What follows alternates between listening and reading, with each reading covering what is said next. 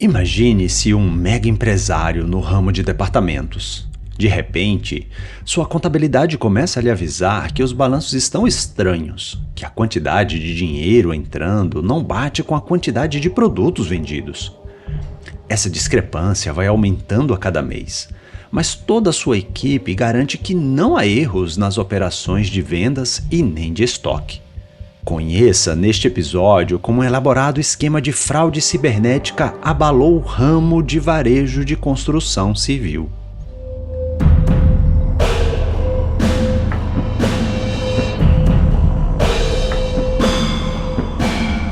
Eu sou o Neil Vedder e você está ouvindo Contos da Dark Web.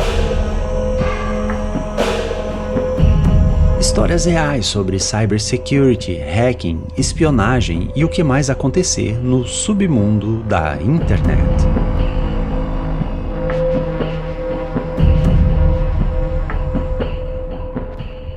Bem, antes de apresentar nosso convidado e entrar na sua história, desejo compartilhar com você, ouvinte, como cheguei até aqui.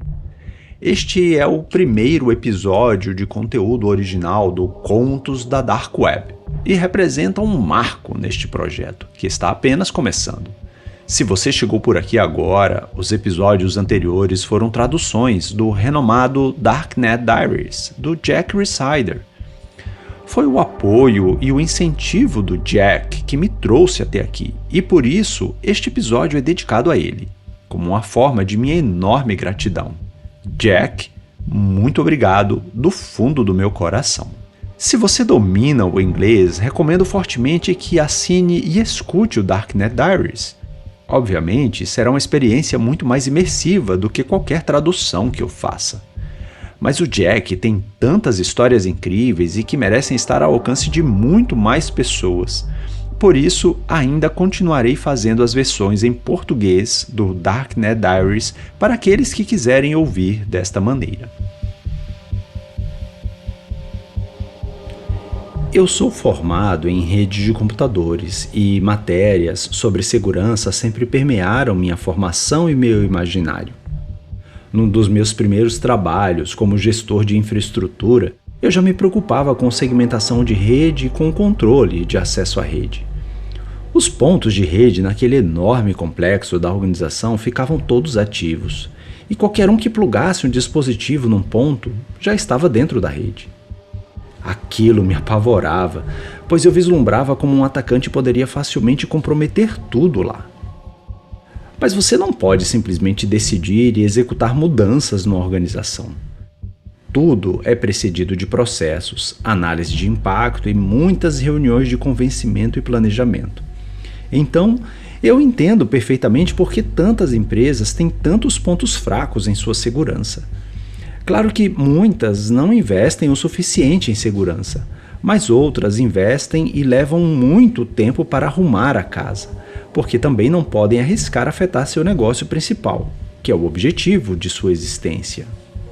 Então, se você já é ou está se preparando para ser um profissional de cyber, note que é uma longa jornada e que exige paciência. Meu convidado de hoje é o Gustavo Roberto, um profissional sênior muito capacitado. Vamos primeiro conhecer um pouco sobre a carreira dele, que pode ser uma inspiração para a sua carreira também. E depois vamos conhecer o mirabolante golpe das Maquitas.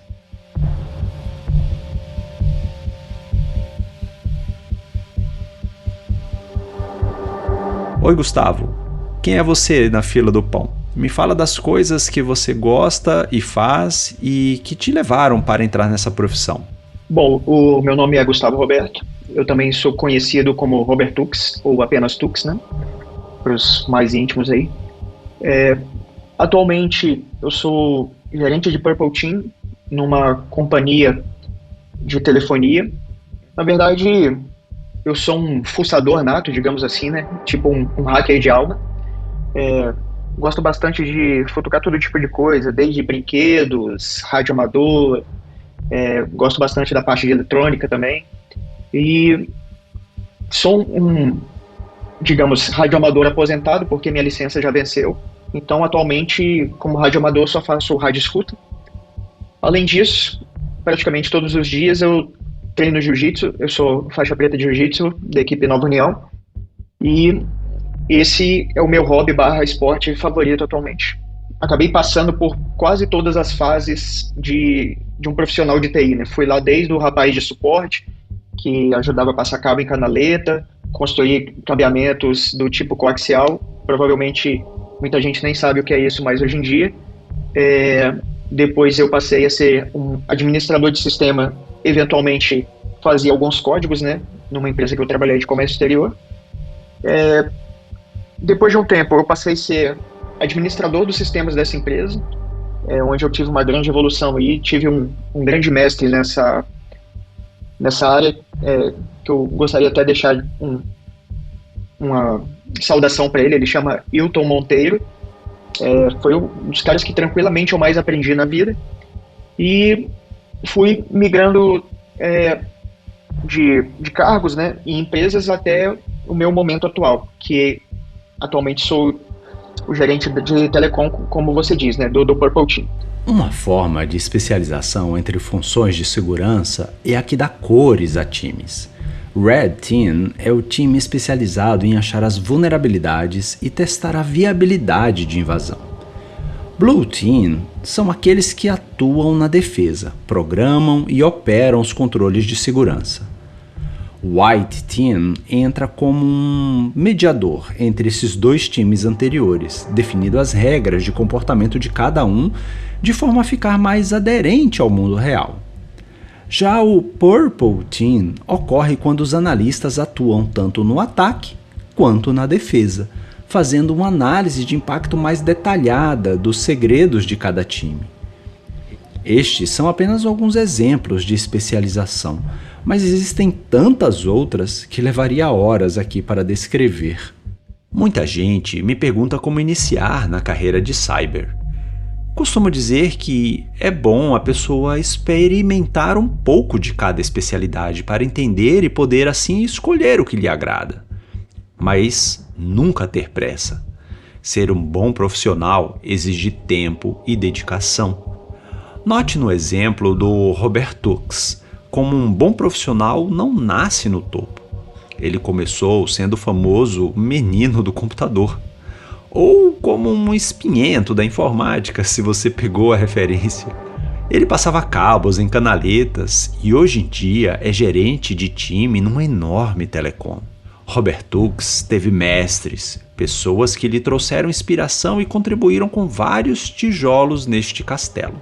Este é um importante aprendizado para a recente geração digital, que nasceu num ambiente apressado e por isso tende a querer pular etapas. Se você continuar agindo assim, certamente vai findar num profissional medíocre. Robert Tux, e na parte de segurança, como foi que você migrou para essa especialidade? Falando da base de segurança, eu consegui bastante dessa base atuando nas defesas dos sistemas dessas companhias, que eram companhias do comércio exterior. E daí minha paixão foi aumentando pela segurança e hoje eu estou aqui e ainda está bem divertido, digamos assim. Bom, durante a minha caminhada nessa empresa de comércio exterior, eu percebi que, eventualmente, nós sofríamos ali algumas tentativas de ataques, né, porque empresa que normalmente trabalha com grandes valores, notas fiscais e tal, elas acabam sendo um grande alvo de cybercriminosos, né? Isso desde muito tempo, não é uma coisa tão atual igual o pessoal pensa. Então, eu fui me aprofundando no tema, tentando saber o que os hackers faziam, o que os criminosos faziam e tal. E como todo bom fuçador, eu comecei a investigar mais a fundo, né? Pegar materiais na internet, ler diversas revistas, zines e tal. E, isso foi cada dia mais aumentando minha paixão pelo negócio. E eu senti a necessidade de cada vez tentar saber mais sobre o assunto, sobre os ataques. E também, o que sempre me chamou a atenção foi a genialidade dos supostos fraudadores, né? Então, desde então eu falei, cara, eu quero seguir nessa área de segurança porque é uma coisa que me brilha os olhos. Eu tentei outras áreas também, programação e tal, apesar de eu desenvolver algumas coisas, não me chamou tanta atenção quanto à área de segurança da informação. E que cursos, que formação você teve? Olha, eu comecei fazendo ciências da computação, né? Então me formei nisso. Só que, como eu costumo dizer, ciências da computação ela forma cientistas, né? Então, o cientista da computação, beleza, ele tem um ramo gigante de atuação, porém, quando, assim, visando bater mais de acordo com a minha vivência na área de tecnologia, o que eu tentei fazer?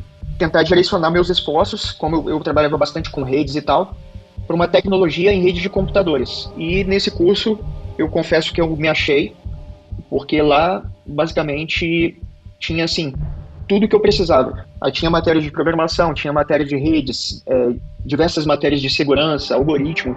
Então, assim, se eu pudesse sugerir alguém algum curso atualmente, alguma coisa de tecnólogo em sistema de informação ou tecnólogo de redes, eu sugeria a pessoa começar por aí e futuramente fazer outro curso se ela achasse necessário. Sei que seu pai também te influenciou bastante, não foi?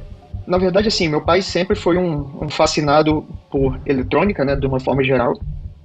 Então, eu costumo dizer que ele foi o primeiro hacker que eu conheci, né? Porque meu pai, o cara da pá virada, né? Pô, ele sempre construiu os próprios equipamentos, sempre investiu muito em revistas de eletrônica, em construir coisas para nós dentro de casa e dar aquele famoso jeitinho em tudo que aparecesse de eletroeletrônico dentro de casa, tipo, desde trocar uma lâmpada dentro de casa até, sei lá, consertar a placa da máquina de lavar, por exemplo. Então, meu pai sempre foi bem ligado nesse tipo de coisa, além de ter me ensinado bastante, né, cara? Construiu várias antenas comigo, fizemos várias experiências radioamadorísticas, digamos assim. Diversas vezes queimamos diversos circuitos por falta de atenção ou por estar mexendo com isso já tarde da noite. Então, assim, meu pai foi uma grande inspiração. Costumo dizer que ele era, ou seja, né, na prática ele era um hacker, mas não sabia que era, no caso, né? Então, cara, é até um clichê dizer que eu era aquela criança que desmontava os meus brinquedos para ver o que tem dentro, né? Mas além disso, de desmontar os brinquedos para ver o que tem dentro, eu fazia pequenas modificações, né, aproveitando que meu pai era bem forte em eletrônica, assim. Então, meu pai sempre ajudou, tipo, a dar um gás no meu carrinho de controle remoto.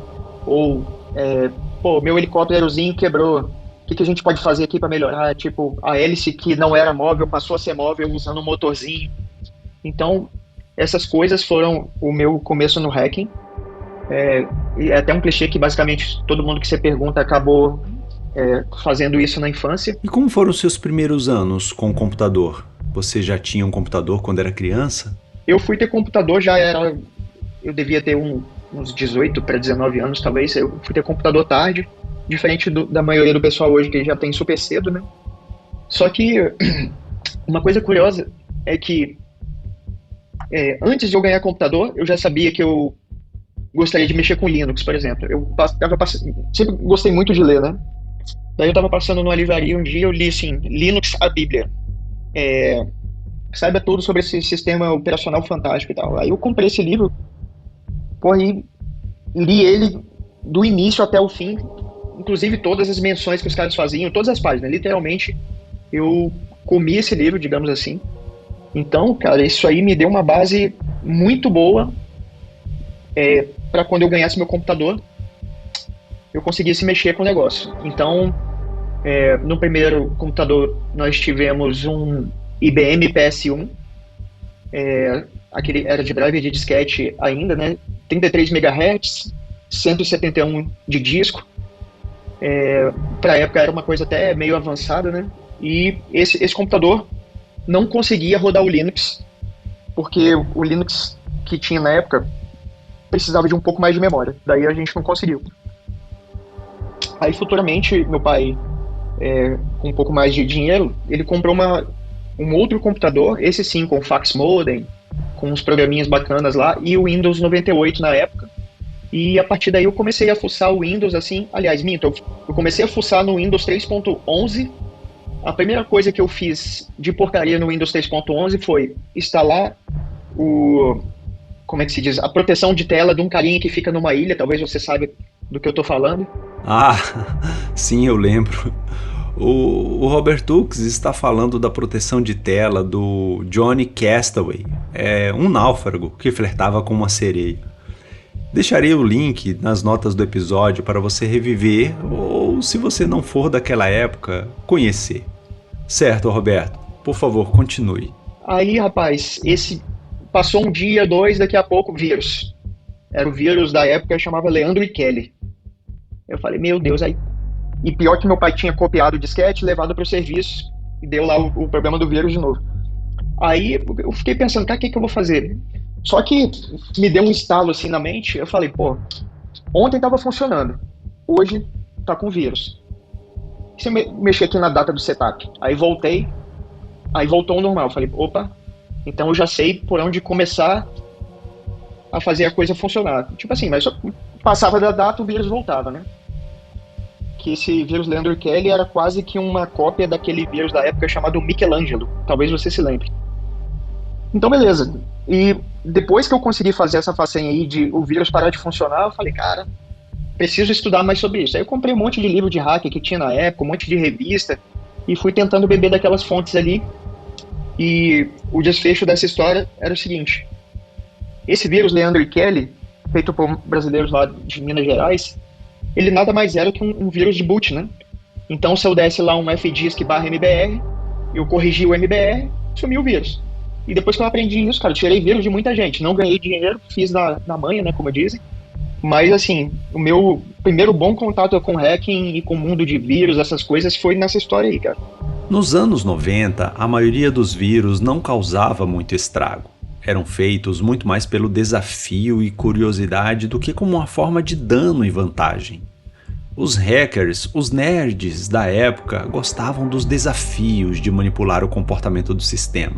Deixarei nas notas do episódio o espelho de matéria do caderno Informática da Folha de São Paulo, datado de novembro de 1994, falando sobre a vacina para o vírus Leandro e Kelly. Note que o termo hacker já foi usado até aqui, tanto para descrever os criminosos quanto para descrever os profissionais do bem. É importante deixar claro que hacker não é sinônimo de criminoso. Hacker é quem gosta de estudar os mecanismos e obter o controle desses mecanismos, para fazê-los funcionar de maneira diferente. Hacker é um curioso, que gosta de estudar e se empolga e perde a hora lendo livros de conteúdo técnico. Mas como todo conhecimento na vida, a pessoa pode decidir usar para o bem ou para o mal. Bem, agora que já conhecemos sobre sua formação, como você foi parar na investigação da fraude da Marquita? Vamos chamar assim para dar um nome divertido. Muito bem. Esse foi um caso interessante e bem importante assim na minha vida, nessa vida de profissional de segurança da informação. Então, o que acontece? Eu trabalhava por uma empresa aí, de uns caras bem famosos no mercado. Então, nós estávamos lá numa sexta-feira, pronto lá para comer o cachorro-quente de Osasco. A gente desceu, eu e o amigo, né? E enquanto a gente estava lá pedindo cachorro-quente, chegou uma mensagem no meu celular e falou: Gustavo, cara, tem um problema aqui, você consegue nos ajudar? Eu falei, eu vim aqui pegar um cachorro-quente, mas já subo no escritório. A gente, no dia, tinha até fechado o escritório já, porque já era além de 18 horas, né? Aí fomos lá entender o caso. E depois o rapaz nos ligou novamente e disse assim, olha, aqui na loja nós detectamos um dispositivo e, curiosamente, depois da detecção desse dispositivo que a gente não sabia o que era, a gente foi fazer uma verificação nos caixas da empresa e descobriu que tinha, durante um mês, uma perda enorme financeira, e a gente queria saber se, na verdade, esse dispositivo tem a ver com essa fraude, né? Ou se não tem nada a ver. Os caras, como eles estavam com uma certa urgência, então marcaram com a gente para o sábado. Então, uma pessoa da loja trouxe o dispositivo até a gente e ele veio acompanhado de um oficial de uma força de segurança, não me recordo qual agora, e ele falou, olha, a gente encontrou esse dispositivo aqui, é uma caixinha, vocês podem dar uma olhada para nós, para a gente saber se isso tem ou não a ver com a fraude da loja? Aí beleza, Demos uma olhada superficial assim, não parecia ser algo muito problemático. Inicialmente, o equipamento ele lembrava muito um switch, né, só que em dimensões menores, né? E daí perguntamos assim, tá, a gente pode abrir esse equipamento, desmontar e tudo, os caras podem. Então, beleza. Bem, até o momento tinham achado um dispositivo, mas foram as autoridades que procuraram vocês a partir de uma investigação geral deles, ou foi a própria empresa de materiais de construção que estava investigando e procurou sua ajuda? Não, na verdade, o que acontece? Como eles estavam tomando muita fraude, né, ordem dos milhares de reais por mês, eles resolveram vasculhar todo o sistema de câmera, toda a loja, em busca de qualquer coisa que não parecesse que não era da loja exatamente, né? Então, nessa vasculhada pela loja, atrás de um equipamento específico, grande por sinal, eles encontraram esse equipamento. Então, eles falaram, nossa, tem um equipamento aqui, atrás de um trambolho enorme, que era um misturador de tintas, digamos assim. Então, isso aqui pode ter relação. Aí o que acontece? Eles, conversando com a segurança patrimonial, eles começaram a revisar todas as câmeras da loja e descobriram que em determinado dia passou uma pessoa perto desse misturador de tinta, fez um movimento suspeito, sumiu da câmera, daí sumiu. Aí os caras perderam ele de vista, porque eu acho que ele conseguiu passar atrás de uma pilastra ou algo assim que não tinha muita visualização, e depois filmaram um cidadão lá na porta da frente já saindo. Então, isso aí levantou uma séria suspeita. E na ronda pela loja, eles foram lá, de fato, havia o equipamento atrás desse misturador de tinta, coletaram o equipamento, não parecia um equipamento da loja, então eles, como havia tido perda financeira, eles acionaram a polícia, né? E a polícia sugeriu para que ele procurasse empresas especializadas nisso.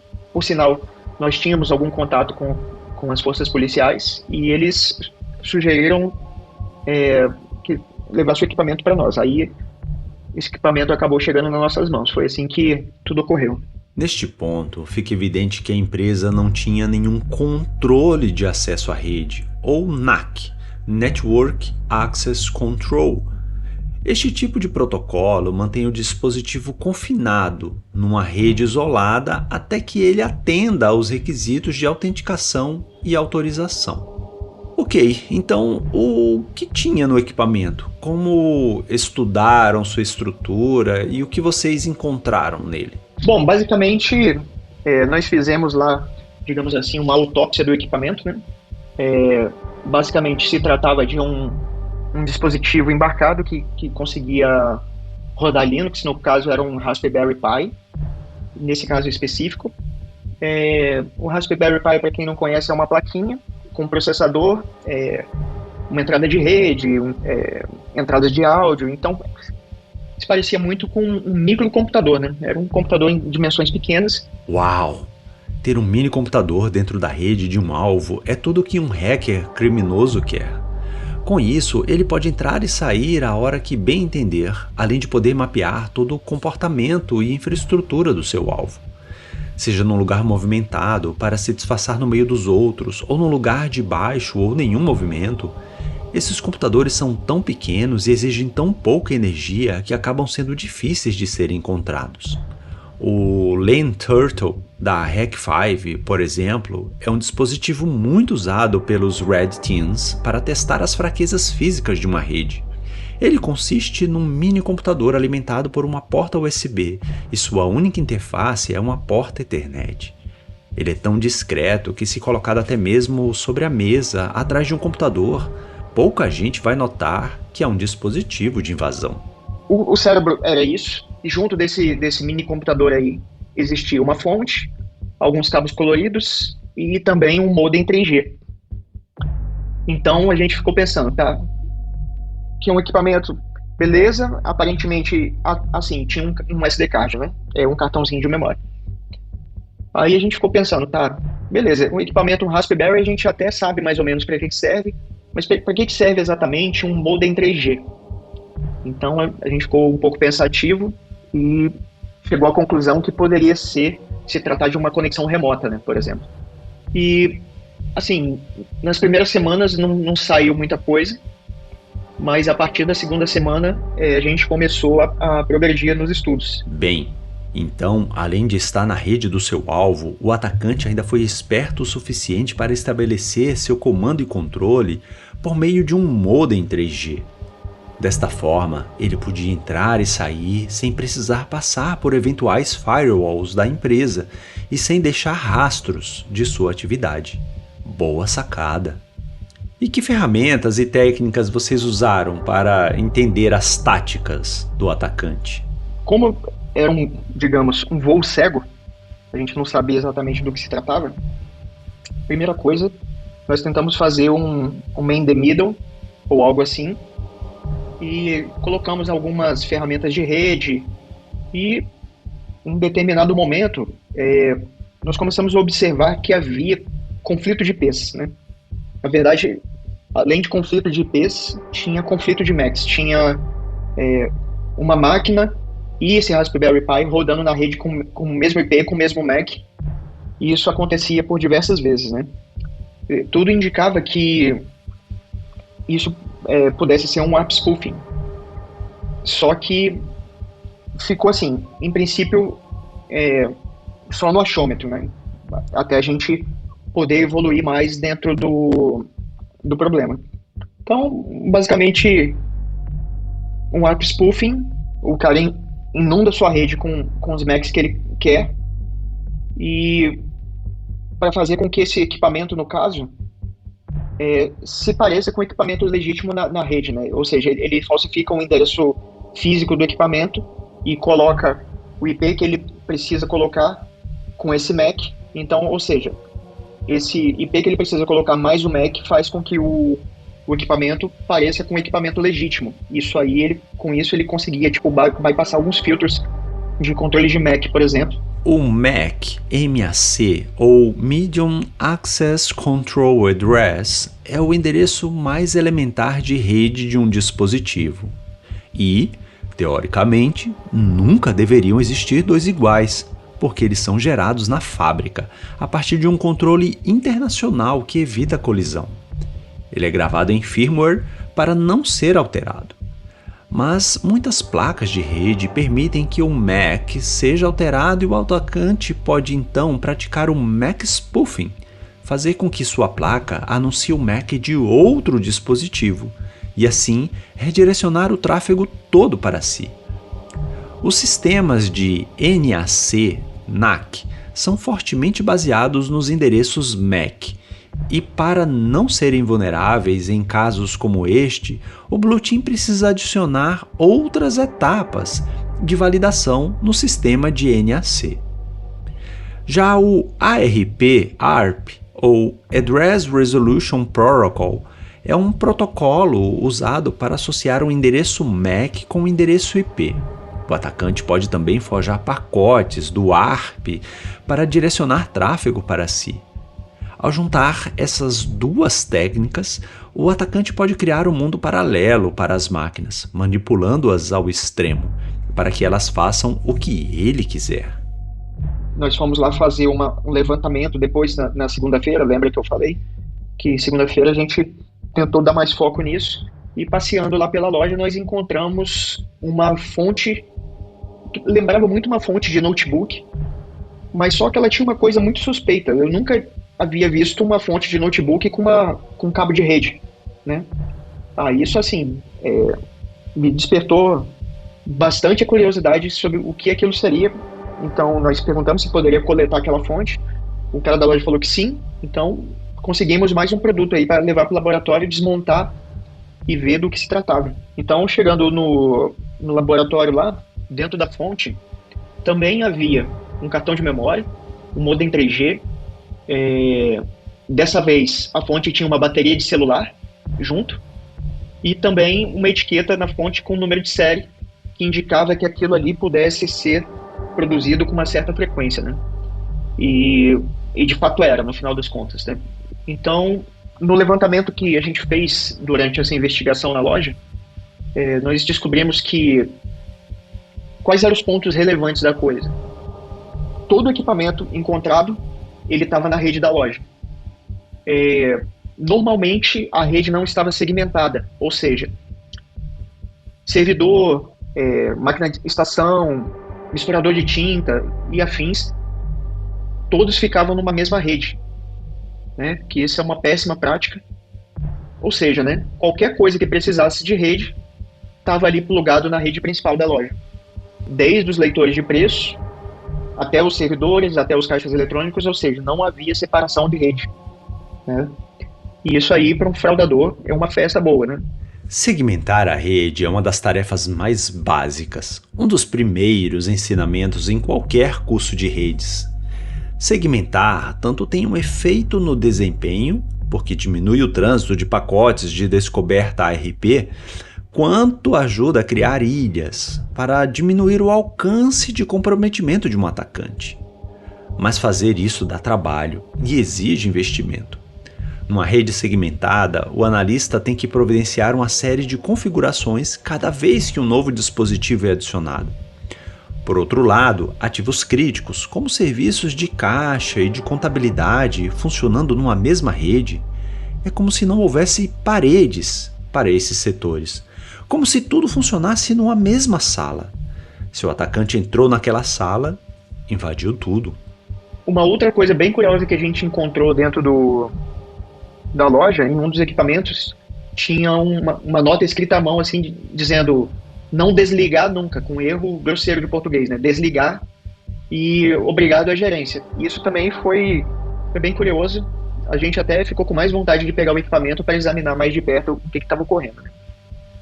Então, assim, até aí a gente já desconfiava que a fraude que os caras estavam sofrendo poderia ter relação com este equipamento. Muito bem. Então, em outras lojas do ramo, foram encontradas versões maiores do Raspberry. Só que dessa vez era um Raspberry bem mais potente, com entrada para HD, com 2 entradas de rede, ou seja, eles estavam fazendo a coisa ficar um pouco mais profissional, né? Era o Raspberry A20. Os golpistas perceberam que poderiam pulverizar seus rastros e ampliar seus ganhos, usando as mesmas táticas em outras lojas do ramo. Então, eles pensavam assim, né? Bom, se essa loja X tem esse monte de vulnerabilidade de rede, certamente as próximas lojas vão ter as mesmas vulnerabilidades, e tinham de fato. Então, nas próximas lojas, eles instalaram equipamentos mais modernos, que era dessa vez, ele deixou de ser um Raspberry comum e virou uma Cube Board. A Cube Board é tipo um Raspberry, só que um pouco mais robusta, assim, né?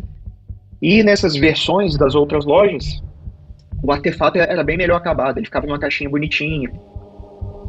Então, você vê que o profissionalismo dos caras, como é que estava chegando, né? Eu imagino que essa primeira loja foi uma loja de teste, e as lojas subsequentes foram lojas que eles já estavam fazendo o golpe da versão melhorada, digamos assim, né? Então, agora, a quadrilha estava sofisticando um pouco mais, investindo em equipamentos mais robustos. O Raspberry ficou muito famoso por ser pioneiro na produção de minis placas-mãe. Mas existem outras marcas que podem produzir bons produtos, como a Cubby Board e a Banana Pi.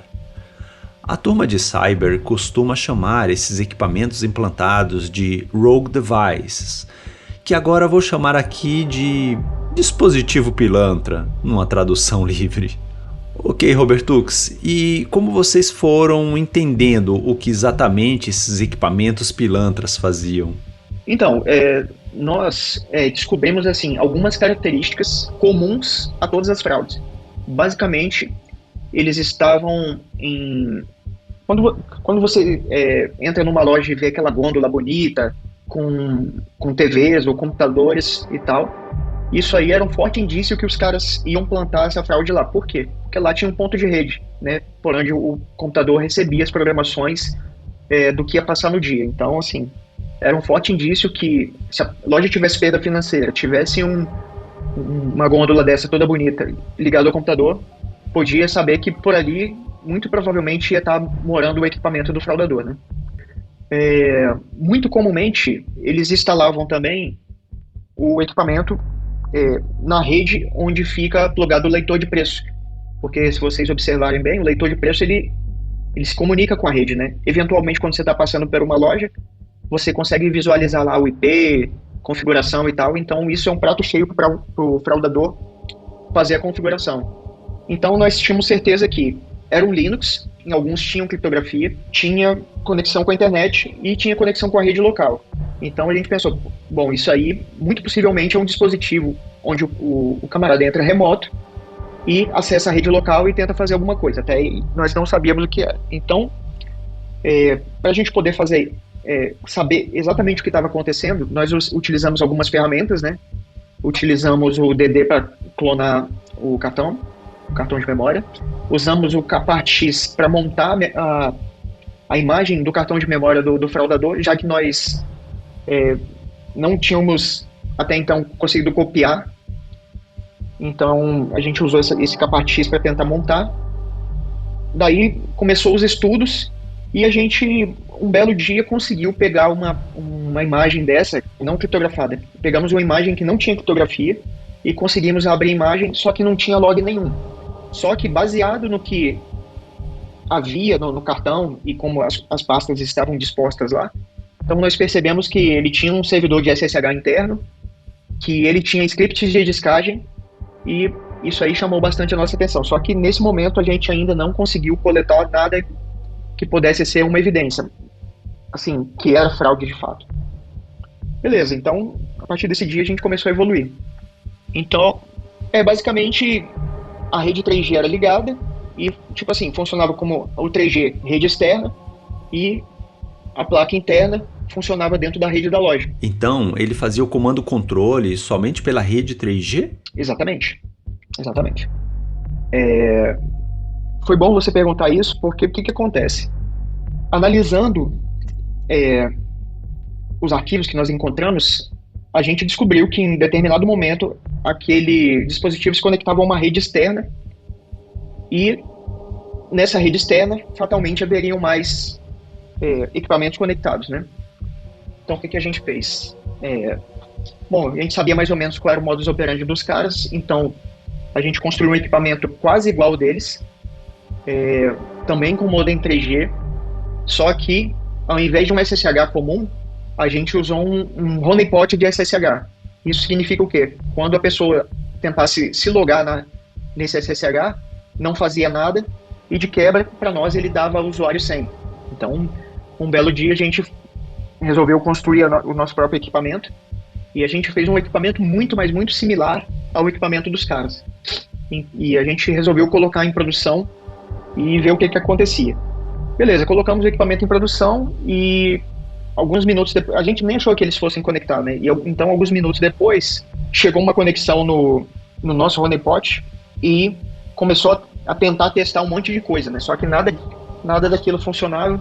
O cara deve ter pensado, poxa, deve ter dado pau. Aí ele largou pra lá.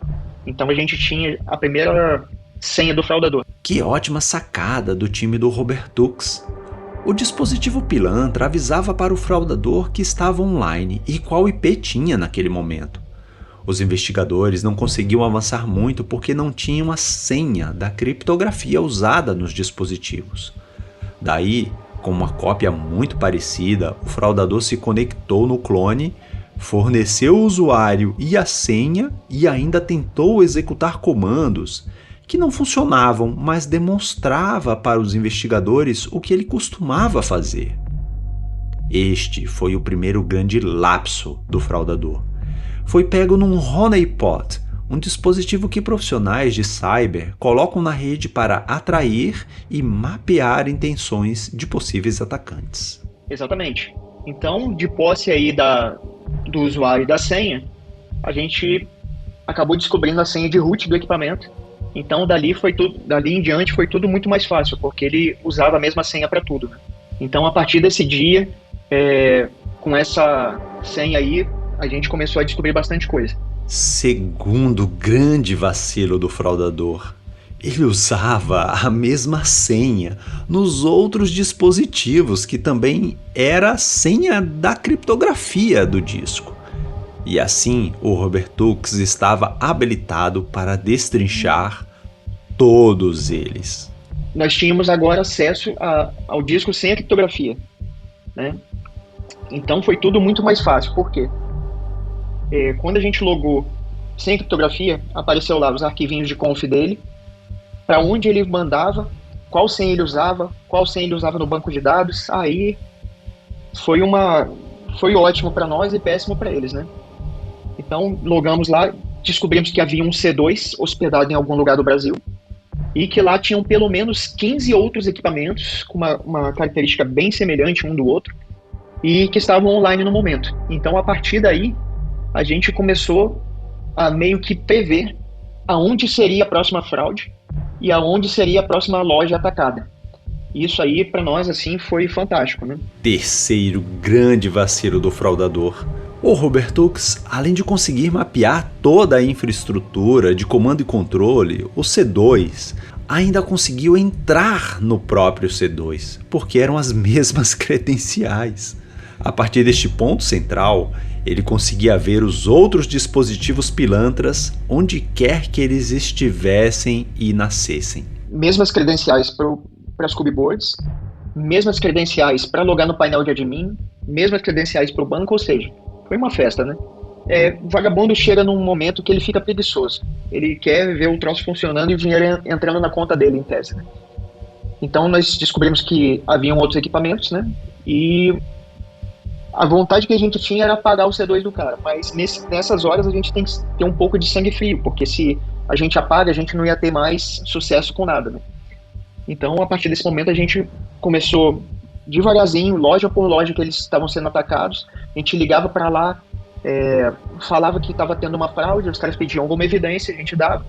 Então, assim que, basicamente, a gente descobriu como é que foi todo o modus operandi do cara e conseguia meio que prever as próximas ações deles. E neste ponto, você já conseguiu identificar as pessoas, saber a identidade real dos envolvidos? Não exatamente, porém, pelo log, tudo levava a crer que eram pessoas que eram do Nordeste do Brasil e a fraude estava ocorrendo em São Paulo. Uma coisa que deixou a gente muito curioso foi porque quem fazia esse tipo de fraude sabia muito bem do modus operandi da loja, como é que a loja funcionava, como é que era o fechamento, todas as partes que envolviam dinheiro, a pessoa que bolou esse golpe sabia como funcionava, né? Então ele foi muito sagaz ao bolar esse golpe aí. E certamente era algum profissional de TI ou de terceiro ou da própria loja que faziam essas fraudes, né? Este é um ponto muito importante dessa história. Por mais que fosse um hacker super habilidoso e não cometesse deslizes, seria muito pouco provável obter esse nível de sucesso se ele não conhecesse os detalhes do negócio. Quando um hacker invade uma empresa qualquer e ele não conhece o funcionamento dela, normalmente ele procura ficar quietinho na infraestrutura para não ser notado. Ele pode fazer isso por vários meses, justamente para obter o máximo de informações e só então aplicar seu golpe certeiro. Outra lição importante aqui é que não existem barreiras geográficas para golpes digitais. Estar longe, na verdade, é mais uma vantagem. Bem, agora que vocês já tinham muitas informações sobre a parte cibernética, afinal de contas, o que eles faziam com tudo isso? Então, como é que funcionava? Existiam aliciadores que cooptavam normalmente casais com filho e num carrinho de bebê. Tinha o pessoal que é chamado da engenharia, que construía os artefatos, e tinha a pessoa que implantava os artefatos, que eram do carrinho de bebê. Tinha o cara que fazia a fraude em si, além do fraudador remoto, que eu desconfio que era o cérebro da quadrilha, ou pelo menos era uma parte bastante importante. Então, como é que funcionava? O fraudador principal, né? O RH do crime, digamos assim, pagava lá R$500 para esse casal e falava: olha, eu tenho esse dispositivo aqui, vocês chegam ali naquela loja, pluga num cabo de rede e pluga numa energia elétrica, larga para lá e vai embora. Aí beleza, normalmente os plantadores de device faziam isso, aí ele dava um sinal pro cara. Aí esse segundo cidadão... E sempre usavam mulheres com bebês para implantar? Na verdade, sim, para despistar bastante eles iam em casais, né? E curiosamente, a pessoa que implantava tirava o dispositivo de trás do travesseirinho da criança e ia lá, plantava na loja. Ele ligava para o segundo rapaz, esse outro rapaz via se estava tudo ok, ele provavelmente tinha mais acessos e ele conectava via celular com o cérebro da operação. Beleza, feito isso, esse cara que falava com o cérebro da operação ia lá na frente, por exemplo, ele pegava uma fita isolante, daí ele ia lá no caixa e testava passar.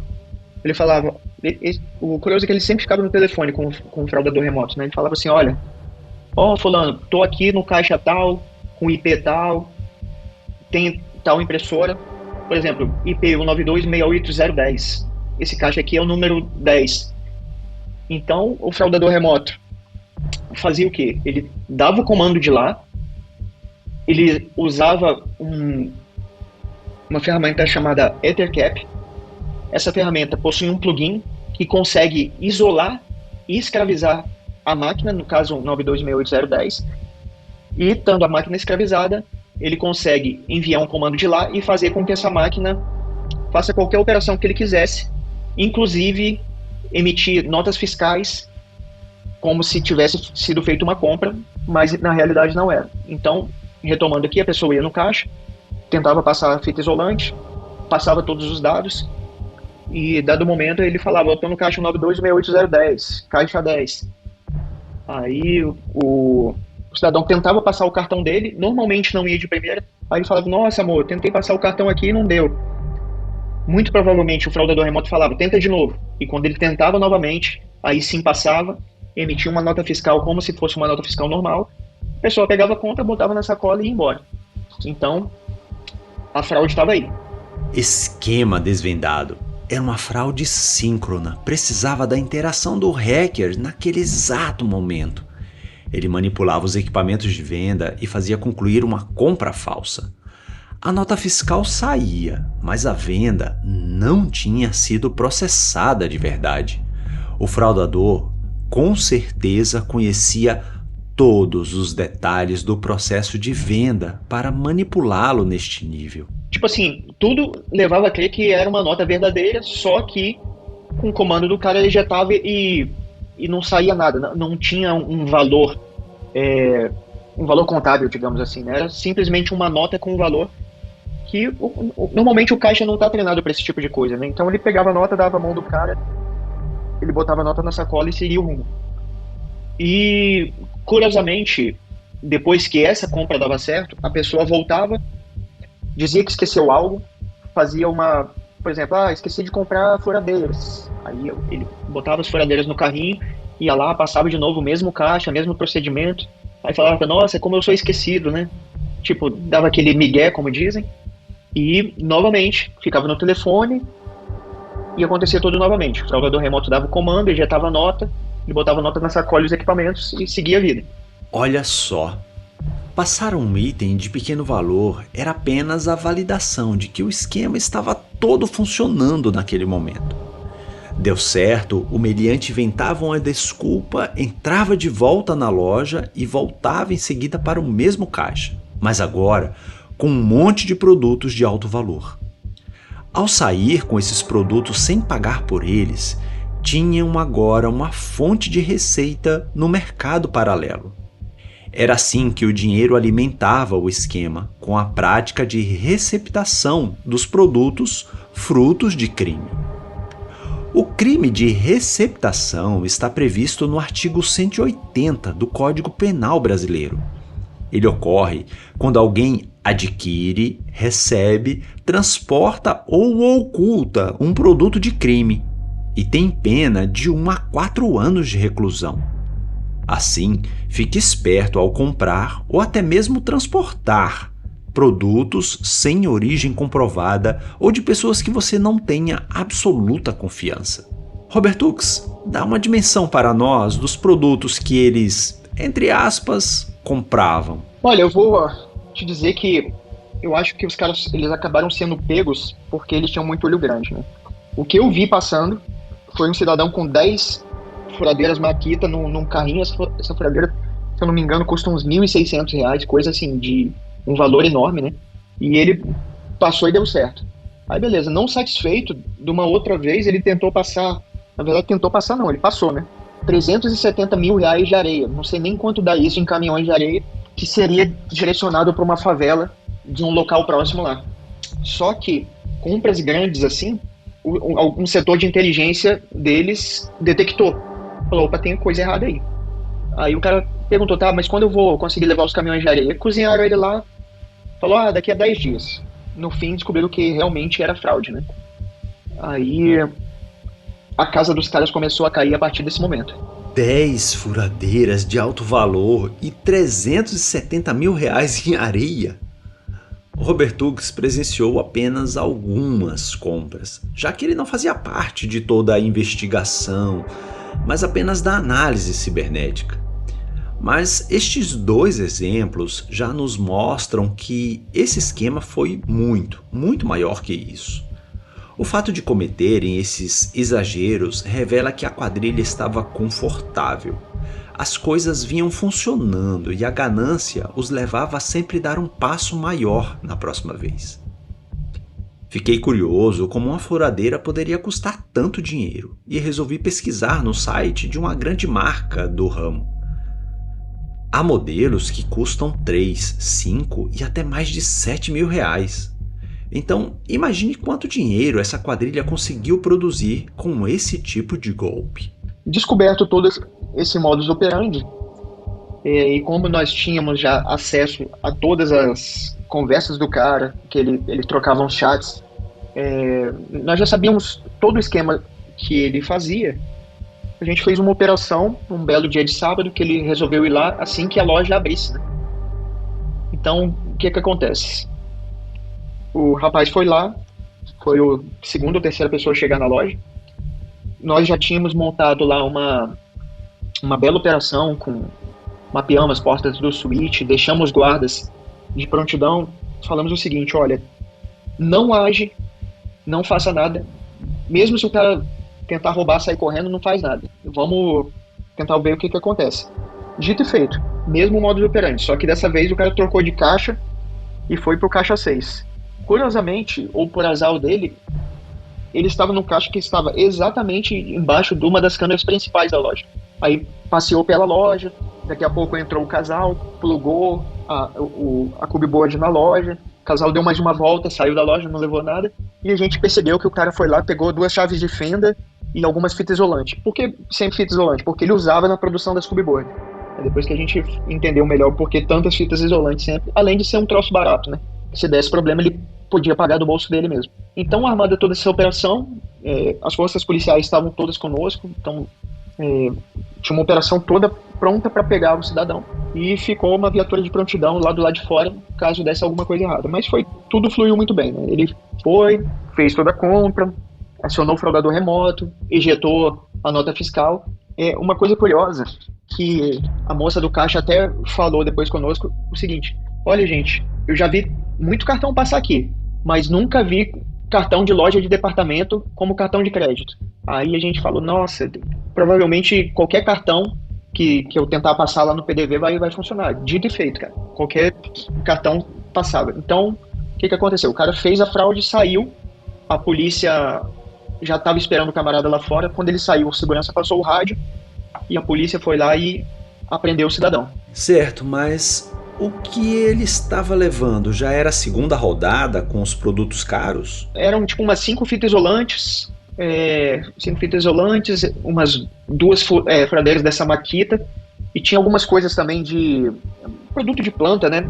Como se fosse terra de planta, coisa paisagística. Era a primeira rodada, só que eu senti que ele estava meio preocupado, porque ele não estava tão tranquilo esse dia, sabe? Ele rodou muito e tal. Talvez ele estava meio atento já que se pudesse acontecer algo, ou ele viu em algum log que alguém podia estar monitorando ele, mas ele seguiu a vida normal. Fez essa primeira compra aí e depois dessa primeira compra ele foi pego, né? Ele saiu, imediatamente a polícia cercou ele e foi pego e levado para ser interrogado. Quando ele saiu do estacionamento, passou alguns metros, a polícia abordou e a polícia queria até dar um pau no cara, né, falando grosseiramente assim, mas a gente orientou para que fosse feito nada, né? Que a gente precisava saber do que se tratava. E assim foi feito. Conduziram o cara na boa.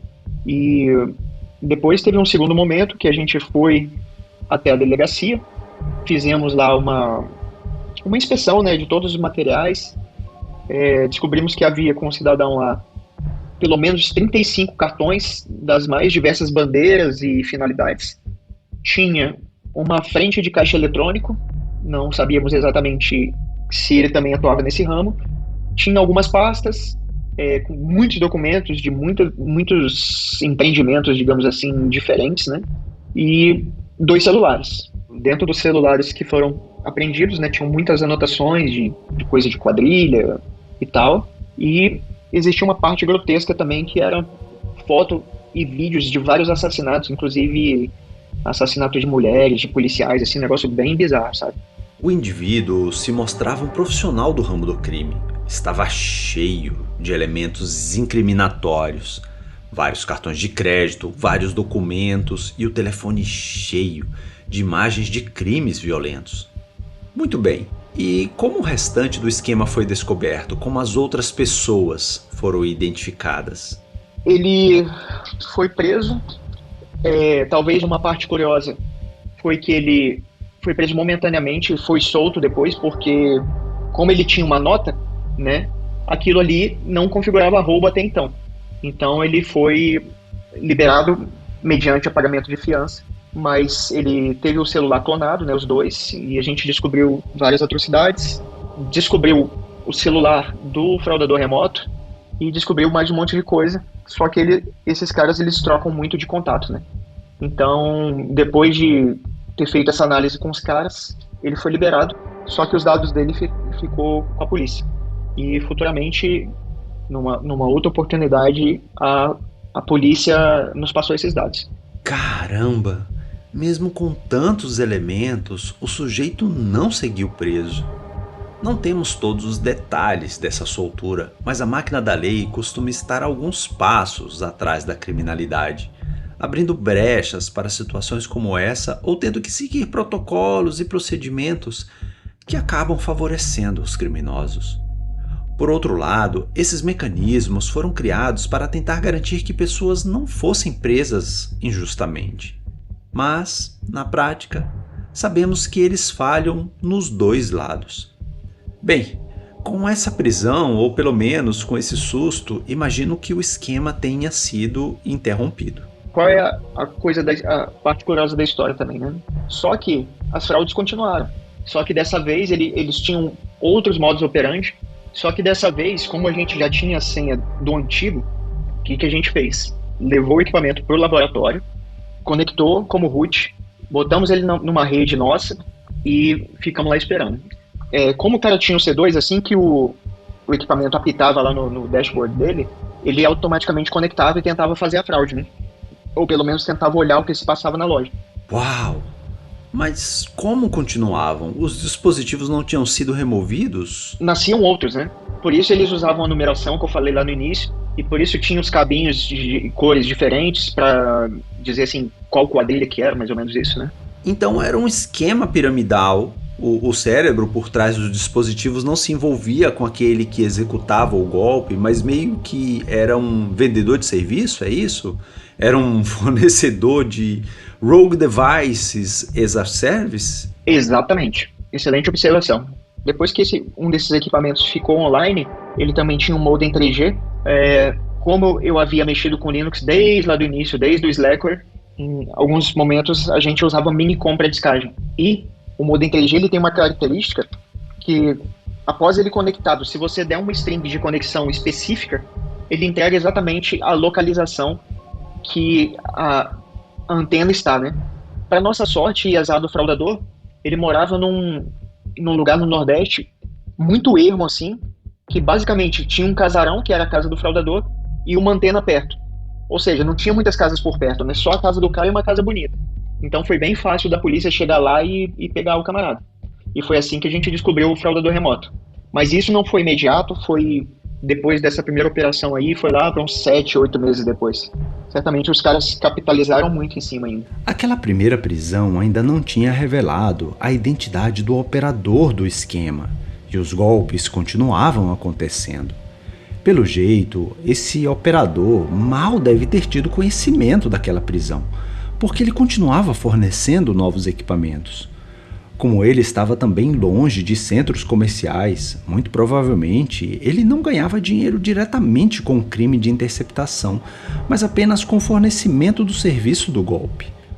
Ou talvez um percentual sobre cada uma daquelas notas fiscais falsas que ele produzia.